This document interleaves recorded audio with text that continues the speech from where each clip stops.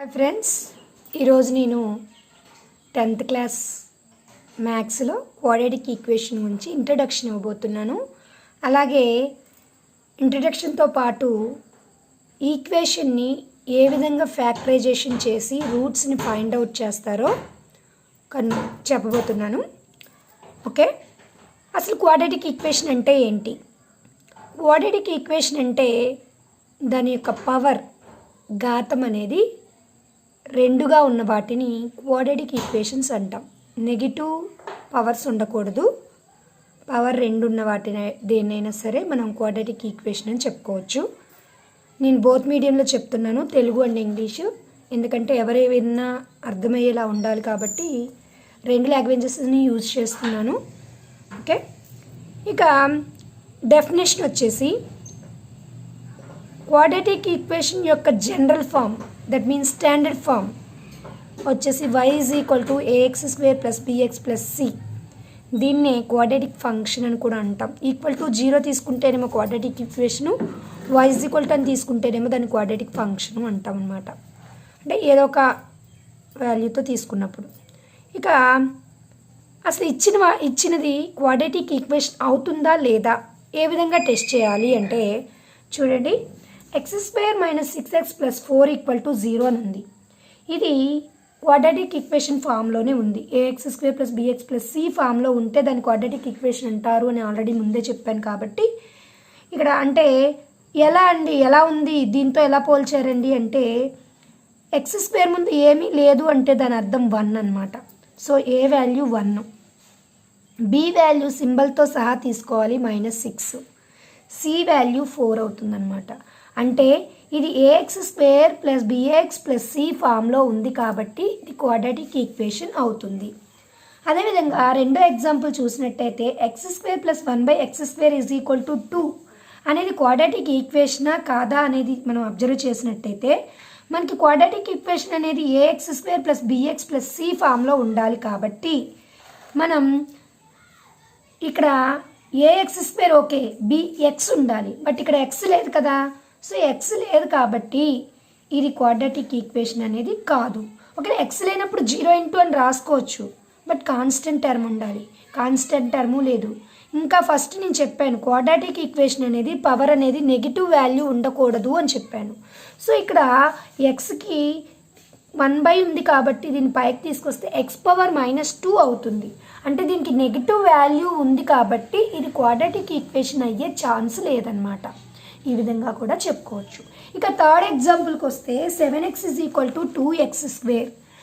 దీన్ని మనం +7xని తీసుకొస్తే 2x² - 7x అవుతుంది =0. ఇది కూడా క్వాడ్రాటిక్ ఈక్వేషన్ అవుతుందా అవదా అంటే అవుతుందనే చెప్పాలి. అదేంటండి ఇందాక కాదన్నారు ఇప్పుడు అవుతుంది అన్నారు అంటే ఇక్కడ మనకి c అనేది 0 అనమాట. కాన్స్టెంట్ టర్మ్ లేదు అంటే 0 అనమాట. అంటే క్వాడ్రాటిక్ ఈక్వేషన్ అవ్వాలి అంటే ఏ మాత్రమే ≠0 అన్నాడు తప్ప బీకి సికి మనకి ఏ కండిషన్ చెప్పలేదు. కాబట్టి మనం ఏ మాత్రం 0 అయితే అది క్వాడ్రాటిక్ ఈక్వేషన్ కాదు అని చెప్పేయచ్చు. ఇక్కడ ఏ 0 అవ్వట్లేదు, ఏం 0 అయింది, సి 0 అయింది. So this is quadratic equation అని మనం చెప్పచ్చు. ఓకేనా. ఇకపోతే రూట్స్ ఏ విధంగా ఫైండ్ అవుట్ చేస్తాం. First 5.32 exercise. ఈ ఎక్సర్సైజ్లో ఒక క్వాడ్రాటిక్ ఈక్వేషన్స్కి ఏ విధంగా రూట్స్ని మనం ఫైండ్ అవుట్ చేస్తాము, ఏ విధంగా ఫ్యాక్టరైజేషన్ చేస్తామనేది ఇప్పుడు నేను మీకు చెప్పబోతున్నాను. Quadratic equation x² - 3x - 10 = 0. ఈ ఈక్వేషన్ మనం ఏ విధంగా ఫ్యాక్టరైజేషన్ చేద్దామో చూద్దాం. ముందు ఫ్యాక్టరైజేషన్ చేయాలి అంటే మనం తీసుకోవాల్సింది x² కోఎఫిషియంట్, అదేవిధంగా కాన్స్టెంట్ టర్ము. అంటే ఇక్కడ x² కోఎఫిషియంట్ 1, కాన్స్టెంట్ టర్ము -10.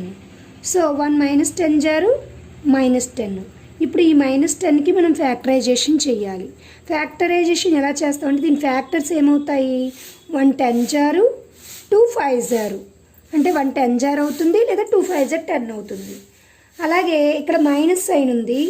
ఇక్కడ మనకి బి యొక్క ఎక్స్ కోఎఫిషియంట్ వచ్చేసి మైనస్ ఉంది. సో ఎక్స్ కోఎఫిషియంట్ ఏది ఉంటే అది ఇక్కడ ఫస్ట్ తీసుకోవాలి మనం. రెండోది ఎలా వస్తుంది అంటే ఈ మైనస్ని ఎంత పెట్టి మల్టిపుల్ చేస్తే ఏ సింబల్ పెట్టి మల్టిపుల్ చేస్తే ఇక్కడ ఉన్న సింబల్ వస్తుందో మనం చెక్ చేసుకోవాలి. మైనస్ని మైనస్తో మల్టిపుల్ చేస్తే ప్లస్ వస్తుంది కదా, కాబట్టి మైనస్ తీసుకోకూడదు. మనం మైనస్ రావాలి అంటే మైనస్ని దేంతో మల్టిపుల్ చేయాలి? ప్లస్తో మల్టిపుల్ చేయాలి. అలాగే 10లో నుంచి 1 తీస్తే ఎక్స్ కోఎఫిషియంట్ రావాలి. 10 నుంచి 1 తీస్తే 3 రాదు కదా, కాబట్టి 5 2 జార్. ఎప్పుడు బిగ్ నెంబర్ అనేది ముందేసుకుంటాం, స్మాల్ నెంబర్ అనేది తర్వాత వేసుకుంటాం. సో ఈ 10కి మనం ఫ్యాక్టరైజేషన్ చేసాం. 5 2 జార్ 10. -5లో నుంచి 2 తీస్తుంటే -3 వస్తుంది. సో ఇప్పుడు ఏం చేస్తామంటే x² -3x దీని ప్లేస్లో ఈ 2 రాసుకుంటాం అనమాట. అంటే -5x + 2x - 10 = 0. x² అంటే x × x, 5 × x, 2 × x, అలాగే 10ని 2 × 5 అని రాసుకోవచ్చు. సో ఈ రెండిట్లో మనకి ఏం కామన్గా ఉన్నాయి? x కామన్గా ఉంది. ఈ రెండిట్లో 2 కామన్గా ఉంది. సో కామన్గా ఉన్న దాన్ని బయటకు రాసినట్లయితే ఇక మిగిలిపోయింది, ఇక్కడేమో x మిగిలింది, ఇక్కడేమో 5 మిగిలింది. ఇక్కడ రెండిట్లో కామన్గా ఉంది 2 బయటకు రాస్తే ఇక్కడ x మిగిలింది, ఇక్కడ 5 మిగిలింది, =0. ఇక్కడ ఏదైతే వస్తుందో ఇక్కడ కూడా మ్యాక్సిమం అదే రావాలన్నమాట. సో ఈ x - 5ని కామన్ తీసినట్టయితే x + 2 అవుతుంది, =0. అంటే x = 5 ఆర్ x +2 అటు వెళ్తే -2 అవుతుందన్నమాట. ఒకవేళ మనం ఈ రెండు ఈక్వల్గా రాలేదు అంటే మీరు చేసిన సమ్ము రాంగ్ అని అర్థం. సో ఈ రెండు ఈక్వల్గా కంపల్సరీ వస్తాయన్నమాట. సో ఈ రెండిట్లో కామన్గా ఉన్న x - 5ని బయటకు తీసాం, x + 2ని రాసాం. =0 చేసినట్టే -5 అటు వెళ్తే +5 అవుతుంది, +2 అటు వెళ్తే -2 అవుతుంది. ఇదే విధంగా ఇంకొన్ని సమ్స్ చూడండి. ఇక 2x² + x - 6. ఈ 2x² + x - 6ని ఫస్ట్ ఏం చెప్పాను? x² కోఎఫిషియంట్ 2, అలాగే కాన్స్టెంట్ టర్మ్ సింబల్తో సహా -6. అంటే 2 6 -12. నెక్స్ట్ ఏం చెప్పాను? ఇక్కడ తీసుకోవాల్సిన సింబల్ x కోఎఫిషియంట్ సింబల్ తీసుకోవాలి, ప్లస్. ఇక్కడ మైనస్ ఉంది కాబట్టి కంపల్సరీ ఇది ఏమవ్వాలి? మైనస్ అవ్వాలి. అంటే మనం 12 యొక్క ఫ్యాక్టర్స్ ఏంటి? 3 4 జారు, 2 6 జారు, 12 1 జారు. ఇవి దాని యొక్క ఫ్యాక్టర్స్. సో వీటిలో ఏది సబ్ట్రాక్షన్ చేస్తే ఎక్స్ కోఎఫిషియంట్ ఏమీ లేదు అంటే అర్థం ఏంటి? 1 ఉన్నట్టు అనమాట. ఏమీ లేకపోతే 1 ఉన్నట్టు తీసుకోవాలి. సో వేటిని సబ్ట్రాక్షన్ చేస్తే మనకి 1 వస్తుంది? 4లో నుంచి 3 తీస్తే 1 వస్తుంది. బిగ్ నెంబర్ ఎప్పుడు ముందే వేసుకోవాలి, స్మాల్ నెంబర్ ఎప్పుడు తర్వాత వేసుకోవాలి. అంటే +× -4 3 12 సరిపోయింది కదా. సో ఇక్కడ ఏం చేస్తాం? 2x² + x ప్లేస్లో 4x - 3x - 6 = 0 అని రాస్తాం. సో 2x ఇందులోంచి 2x కామన్ తీసామనుకోండి. ఎందుకని? ఇక్కడ 2 ఉంది, 4ని 2 2 జార్ అంటాం. ఇందులోనూ x ఉంది, ఇందులోనూ x ఉంది. సో 2xని బయటకు రాసినట్టయితే ఇంకా ఇక్కడ ఎంత ఉంటుంది? x ఉంటుంది. ఆల్రెడీ 4లో 2 అనేది బయట ఉంది కాబట్టి ఇంకా ఎంత ఉంటుంది? 2 ఉంటుంది అనమాట. ఇంకా ఈ రెండిట్లో కామన్గా ఫ్యాక్టర్ ఏముంది? 3 ఉంది. 3 కామన్ తీస్తే ఇక్కడ x మిగిలింది, ఇక్కడ 2 మిగిలింది. సో ఈ రెండిట్లోనూ ప్లస్ మైనస్ కూడా కామన్ తీస్తాం కాబట్టి ప్లస్ అవుతుంది. ఇక్కడ x + 2 ఉంది, ఇక్కడ x + 2 ఉంది కాబట్టి x + 2ని బయటకు తీస్తే 2x - 3 అనేది మిగిలిపోతుంది. అంటే x + 2 = 0 ఆర్ 2x - 3 = 0 అవుతుందన్నమాట. అంటే x -2 ఆర్ x -3 అటు వెళ్తే +3 × 2 ఇటు వస్తే /2. అంటే ఒకటేమో -2 అవుతుంది, ఒకటేమో 3/2 అవుతుంది. అదేవిధంగా థర్డ్ సమ్ చూడండి. ఏం చెప్పాను?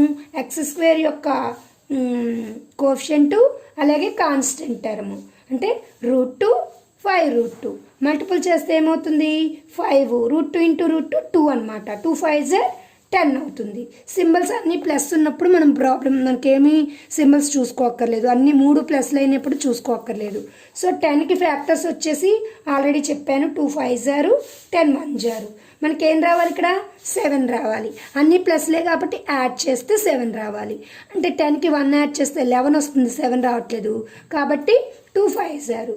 బిగ్ నెంబర్ ఎప్పుడు ముందే, స్మాల్ నెంబర్ ఎప్పుడు తర్వాతే.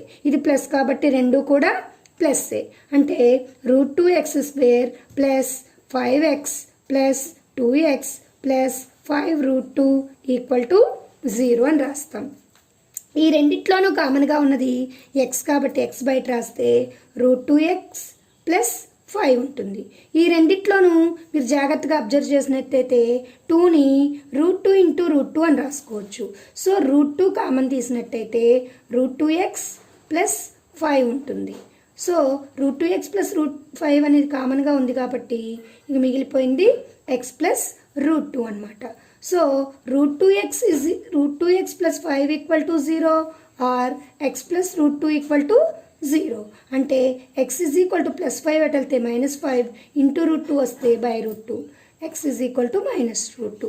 ఈ విధంగా ఈ యొక్క సమ్ యొక్క ఫ్యాక్టరైజేషన్ అనేది ఈ విధంగా రూట్స్ అనేవి కనుక్కుంటాం ఫ్యాక్టరైజేషన్ చేసి. అదేవిధంగా నెక్స్ట్ సమ్కి వచ్చినట్టయితే మనకి కాన్స్టెంట్ టర్మ్లో 1/8 ఉంది. సో మనం ఈ 8 క్యాన్సిల్ అయిపోవాలి అనుకున్నప్పుడు ఎల్సిఎం కట్టుకుంటాం. 8 2 16x² minus 8x plus 1 = 0. Cross multiplication చేసినట్టయితే 16x² మైనస్ 8x ప్లస్ 1 = 0 అనే క్వాడ్రాటిక్ ఈక్వేషన్ అనేది మనకి వస్తుంది. ఇప్పుడు ఈ క్వాడ్రాటిక్ ఈక్వేషన్ సాల్వేషన్ చేయడానికి x² కోఎఫిషియంట్ను కాన్స్టెంట్ను మల్టిపుల్ చేయాలి. 1 × 16 ఏమవుతుంది 16. 16కి ఫ్యాక్టర్స్ ఏమున్నాయి 2 8 4 4 16 1 116 ఇంకా అంతే కదా అవి ఉన్నాయి. ఇప్పుడు మనకి 8 రావాలి. 8 రావాలి అంటే ఇది ప్లస్ కాబట్టి ఇక్కడ ఉన్నది మైనస్ కాబట్టి మైనస్ని మైనస్తో మల్టిపుల్ చేస్తేనే ప్లస్ వస్తుంది కాబట్టి 2 మైనస్లు తీసుకోవాలి. అంటే 2 యాడ్ చేయాలి. అంటే ఇక్కడ 4 + 4 అనేది యాడ్ చేస్తున్నాం కాబట్టి 8 వస్తుంది అనమాట. సో ఈ 2 కావు మనకి 4 × 4 అనేదే వస్తుంది. సో ఇక్కడ ఏం చేస్తాం 16x² minus 4x minus 4x plus 1 = 0 అని రాస్తాం. ఈ రెండిట్లోనూ 4 కామన్గా ఉంది, x కామన్గా ఉంది. బయటకు తీసినట్టయితే ఇక్కడ మిగిలేది 4x మైనస్ 1. ఇక్కడ -1 కామన్ తీస్తే 4x -1. ఎందుకండి -1 కామన్ తీశారు అంటే 4x ముందు మైనస్ ఉంది కాబట్టి మనకి ఇక్కడ 4xకి మైనస్ లేదు కదా. సో -1 కామన్ తీసినట్టయితే ఇక్కడేమో మైనస్ ఏమో ప్లస్ అవుతుంది, ప్లస్ ఏమో మైనస్ అవుతుంది. సో 4x -1ని కామన్ తీస్తే 4x -1 వస్తుంది. అంటే x = 1/4. 2 అవే రూట్స్ అనమాట. సేమ్ కదా. సో 2 అవే రూట్స్ వస్తాయి. ఇక నెక్స్ట్ సమ్ చూద్దాం. 100x² మైనస్ 20x ప్లస్ 1 ఏం చెప్పాను constant term into x² coefficient అంటే 1 × 100 ఏమవుతుంది 100. 100 ఫ్యాక్టర్స్ వచ్చేసి 100 జారు 250 జారు 520 జారు 25 జారు అలా వస్తాయి. ఇప్పుడు వీటిల్లో మనకి 20 రావాలి. 10 జారు. సో మనం కలిపితే 20 రావాలి. ఎందుకని ఇది ప్లస్. సో 2 మైనస్లు తీసుకోవాలి. ఇక్కడ మైనస్ ఉంది కాబట్టి. సో ఇది 10 ఇది 10 అంటే 100x² minus 10x minus 10x plus 1 = 0. ఈ రెండిట్లో నుంచి 10x కామన్ తీసామనుకోండి ఇక్కడ ఒక 10x మిగిలిపోతుంది -1. ఈ రెండిట్లో నుంచి -1 కామన్ తీసామనుకోండి 10x -1. సేమ్ ఇందాక చెప్పినట్టే మైనస్ కామన్ తీసాం. సో 10x -1 × 10x -1 అవుతుంది. సో 10x -1 = 0 కాబట్టి 10x = 1 అవుతుంది. దీని నుండి x = 1/10 అవుతుంది. అంటే 2 కూడా 1/10 అవుతాయి అన్నమాట. ఈ విధంగా క్వాడ్రాటిక్ ఈక్వేషన్స్ అనేవి సాల్వేషన్ చేయాలి. మీకు ఈ సమ్స్ మీకు అర్థమైనట్టయితే నాకు వీటికి కూడా మీరు సాల్వేషన్ చేసి ఆన్సర్స్ నాకు మెసేజ్ చేయండి. Thank you for watching this video. ఏమైనా డౌట్స్ ఉంటే నాకు మెసేజ్ పెట్టండి.